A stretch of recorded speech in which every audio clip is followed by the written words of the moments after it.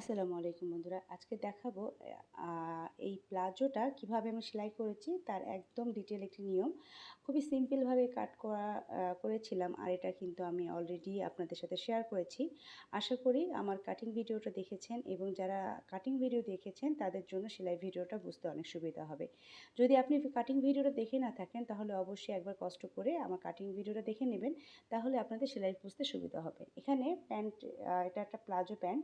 আর প্লাজোর সেলাইটা আমি প্রথমত হাইয়ের অংশটা সেলাই করেই শুরু করি। এখানে দুটো সাইডে হাইয়ের অংশ রয়েছে, মানে সামন পার্ট এবং পেছন পার্ট মিলে দুটো যেহেতু পার্ট রয়েছে, তাই হাইয়ের অংশ কিন্তু দুটো থাকবে। তাই আমি প্রথমে একটি সাইডে হাইয়ের অংশ সেলাই করে নিলাম। নেওয়ার পরে আমি দ্বিতীয় সাইডে হাইয়ের অংশ সেলাই করার পূর্বে এই যে ইম্পর্টেন্ট কাজটা করে থাকি, সেটা হচ্ছে আমি এখানে কোমরে রাবার লাগিয়ে থাকি। এই যে দেখুন, আমি রাবার লাগানোর জন্য রাবার ঘরের জন্য সেলাই করে নিলাম। যতটুকু কাপড় রেখেছিলাম সেটাকে প্রথমে একটু সেলাই করে মুড়ি ভেঙে নিলাম। এবার এই যে রাবারটাকে সেট করে নেব। আর রাবারের জন্য আমি যে মাপটা ফলো করি সেটা হচ্ছে আপনার কোমরের 4 ভাগের 1 ভাগের মাপকে, 4 ভাগের 1 ভাগের মাপটা নেবেন, তার সাথে 1.5 থেকে 2 ইঞ্চি যোগ করবেন। যে মেজারমেন্ট আসবে সেটাকে ডাবল করে নেবেন। এখানে আমি আমার নিয়ম অনুযায়ী এখানে কিন্তু আমি যে মেজারমেন্টটা নিয়েছি তাতে কিন্তু 12 ইঞ্চি পরিমাণ, সরি 24 ইঞ্চি, টোটালে 24 ইঞ্চি পরিমাণ রাবার এসেছে, সেটাকে আমি নিয়ে দাগ দিয়ে নিয়েছি।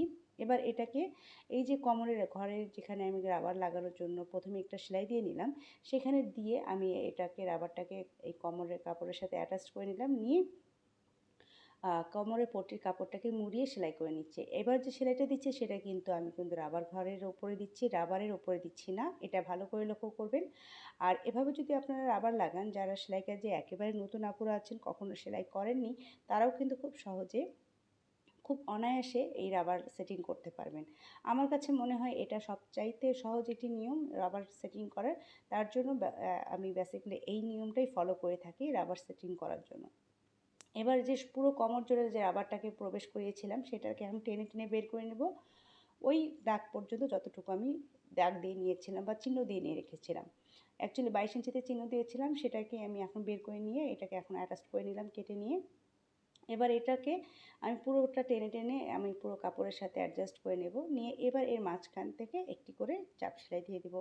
আর এই চাপ সেলাইটা কিন্তু আপনাকে সোজা পাশ থেকে দিতে হবে।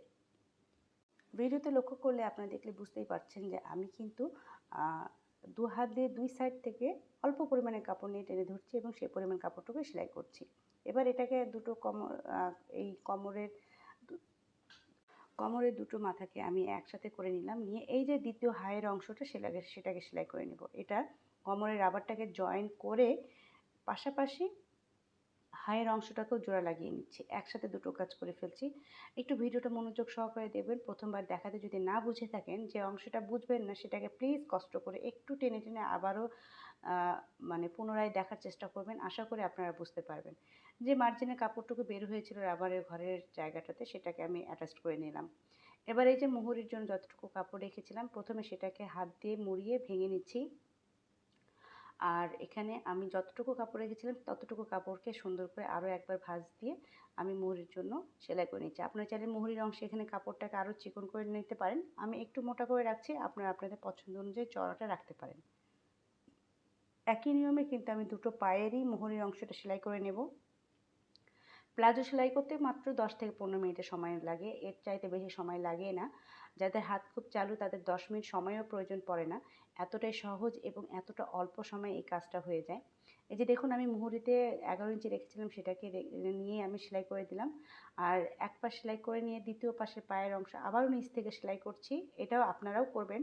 এতে করে হয় যে কোনো কারণে যদি কাপড় কম বেশি হয়ে যায়, সেটা কিন্তু একদম হাইয়ের অংশে অ্যাডজাস্ট করে নেওয়া যায়। এই যে দ্বিতীয় পায়ের অংশটাকে আমি সেলাই করে নিলাম। এবার আমি আবারও একটি মানে পাকা সেলাই দিয়ে দেব।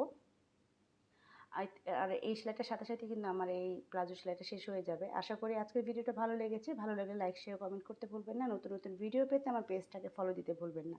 আর যদি ইউটিউব থেকে দেখে থাকেন, অবশ্যই আমার চ্যানেলটাকে সাবস্ক্রাইব করে আমার পাশেই থাকবেন। ধন্যবাদ সবাইকে সাথে থাকার জন্য।